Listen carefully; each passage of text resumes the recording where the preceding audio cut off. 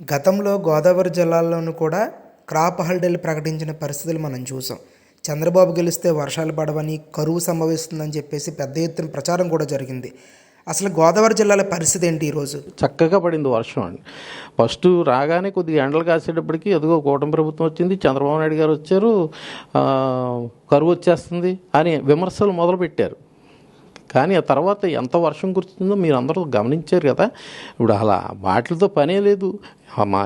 మనకి surplus water ఉంది. ఇప్పుడు ఆ వాటర్ తీసుకెళ్ళి ఎక్కడికో తీసుకెళ్ళి దాన్ని ఏ రకంగా బయటకు వదలాలో తెలియని పరిస్థితుల్లో మనం ఉంటే అసలు వాటరే అందలేదంటే వాళ్ళ మూర్ఖత్వం మనం అదేం చేయలేం.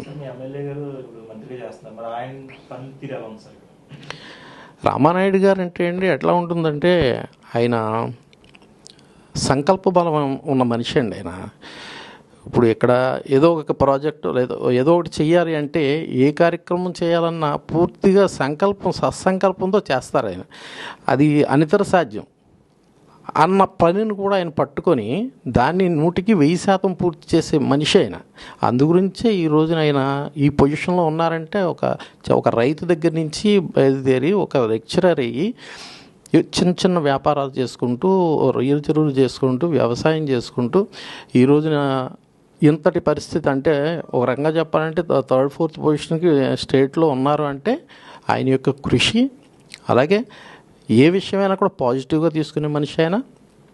ఈ చిన్న వ్యక్తి వెళ్ళినా పెద్ద వ్యక్తి వెళ్ళినా అన్ని ఎన్నో ఉదాహరణలు ఉన్నాయి, మా కళ్ళెదురు జరిగిన ఎన్నో ఉన్నాయి. ఆయన గురించి చెప్పాలంటే కనుక నిజంగా చెప్పాలంటే ఇప్పుడు కాటన్ ద్వారాను భగీరథుడు కలిపితే 2 మిక్సింగ్ చేస్తే అలాంటి వ్యక్తి ఎంత ఉన్నతంగా ఉంటుందో మనం ఆలోచిస్తే అలాంటి వ్యక్తి ఈ రోజున నేను కూడా ఫేస్బుక్లో నా ఫేస్బుక్ అకౌంట్లో చెక్ చేస్తే కనుక ఒక 17 గంటల ముందు నేను రామానాయుడు గారికి ఇరిగేషన్ మినిస్టర్ ఇస్తే చాలా బాగుంటుంది అంటే ఆయనకి మినిస్టర్ ఇవ్వలేదు, ఇంకా డిక్లేర్ చేయాల.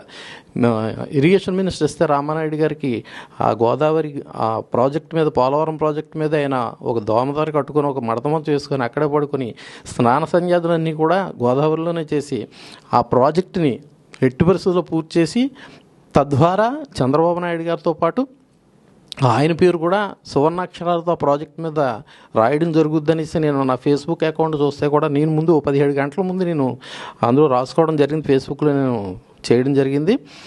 నిజంగా భగవంతుడు అది కూడా నేను మా క్షీరారామలింగేశ్వర స్వామిని కోరుకున్నాను. అది మా స్వామి చాలా పవర్ఫుల్ కాబట్టి నిజంగా అది ఇచ్చాడు ఆయన ఈ రోజున ఇరిగేషన్ మినిస్టర్గా రావడం వల్లనే ఒక విజయవాడను ముందు మొత్తం టోటల్ విజయవాడని ఆయన ఒక ఒంటి చేతితో కాపాడినట్లుగా ఆయన ప్రాణాలు పణంగా పెట్టి ఆ ఒక్కటి సరిపోద్దండి. మొత్తం అన్నం ఉడికిందా లేదా అన్నది ఒక మెతుకు పట్టుకొని చూస్తే సరిపోద్ది అంటారు చూసారా, అట్లా విజయవాడని ఆయన కాపాడాడు ఆయన.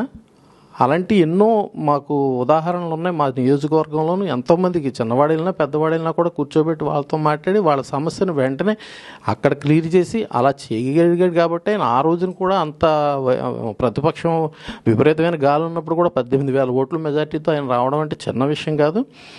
ఈ రోజున ఆయన గెలుపు అన్నది నల్లేరు బండి మీద నడక, అది పెద్ద ప్రాబ్లం ఏం కాదు. ఆయన గెలుపు గురించి ఆలోచించలేదు. అలా చాలా చక్కటి వ్యక్తి అండి, చాలా సత్సంకల్పం అద్భుతంగా ఉన్న వ్యక్తి. అలాంటి వ్యక్తులు చాలా అరుదుగా ఉంటారు, వేళ్ల మీద లెక్కట్టొచ్చు దేశంలోనే.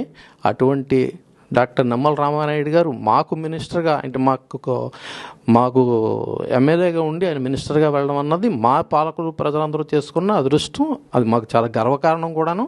అటువంటి వ్యక్తిని మేము ఎన్నుకున్నామంటే అది మేము అందరం కలిపి చేసిన పుణ్యంగా మేము భావిస్తూ ఉన్నామండి.